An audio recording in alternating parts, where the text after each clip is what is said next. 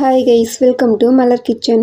இன்றைக்கி நம்ம என்ன பார்க்க போகிறோம்னா, என்னோடய ஸ்டைலில் மீன் குழம்பு எப்படி செய்யறதுன்னு தான் பார்க்க போகிறோம். அதுக்கு முன்னாடி நம்ம பேஜை சப்ஸ்கிரைப் பண்ணிவிடுங்க. அப்போ தான் நான் போகிற வீடியோ உங்களுக்கு நோட்டிஃபிகேஷனாக வரும். ஒரு கடாயில் 1 table spoon oil, 1/2 table spoon கடுகு, ஒரு கொத்து கருவேப்பிலை சேர்த்துக்கோங்க, 1/4 டேபிள் ஸ்பூன் வெந்தயம், 8 சின்ன வெங்காயம் கட் பண்ணி வச்சுருக்கேன், அதை ஆட் பண்ணிக்கலாம். 2 தக்காளி சேர்த்து நல்லா மிக்ஸ் பண்ணி விடுங்க.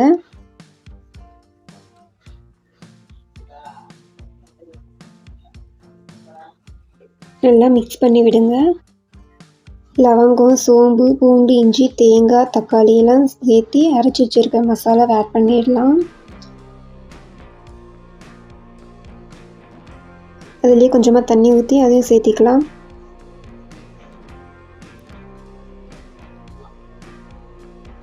நல்லா மிக்ஸ் பண்ணி விடுங்க. தேவையான அளவு கல்லுப்பு ஆட் பண்ணிக்கோங்க.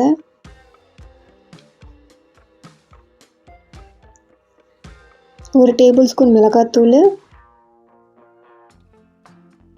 2 டேபிள் ஸ்பூன் கொத்தமல்லி தூள், 1/4 டேபிள் ஸ்பூன் மஞ்சத்தூள் ஆட் பண்ணி நல்லா மிக்ஸ் பண்ணி விடுங்க.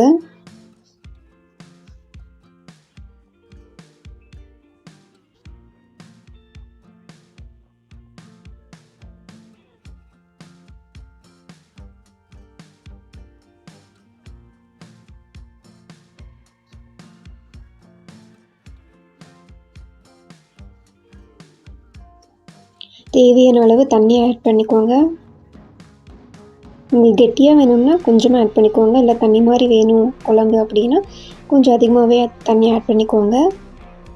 ஆட் பண்ணி நல்லா கொதிக்க விடுங்க 5 நிமிஷம். நல்லா கொதிக்குது. இந்த ஸ்டேஜில் 3 கரண்டி புளிக்கரைசல் ஆட் பண்ணிக்கலாம். நான் ஆல்ரெடி புளிக்கரைசல் எடுத்து வச்சுருக்கேன், ஸோ அதனால் ஆட் பண்ணிக்கிறேன். நல்லா மிக்ஸ் பண்ணி விடுங்க.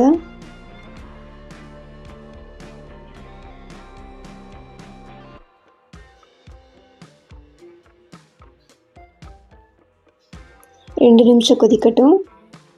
நல்லா கொதிக்குது. இந்த டைமில் வாஷ் பண்ணி வச்சுருக்கிற மீனை ஆட் பண்ணிடலாம். மீனை சேர்த்ததுமே 2 நிமிஷம் மட்டும் கொதிக்க விடுங்க. அதுக்கு மேலே கொதிக்க விடாதீங்க. நல்லா கொதிக்குது. இந்த டைமில் ஸ்டவ் ஆஃப் பண்ணிவிட்டு மேலாக்க கொத்தமல்லி தழை தூவிடுங்க. அவ்வளோதாங்க, என்னோடய ஸ்டைலில் மீன் குழம்பு ரெடி. நீங்களும் ட்ரை பண்ணி பார்த்துட்டு எப்படி இருந்ததுன்னு கீழே கமெண்ட் பண்ணுங்கள். Okay, bye guys.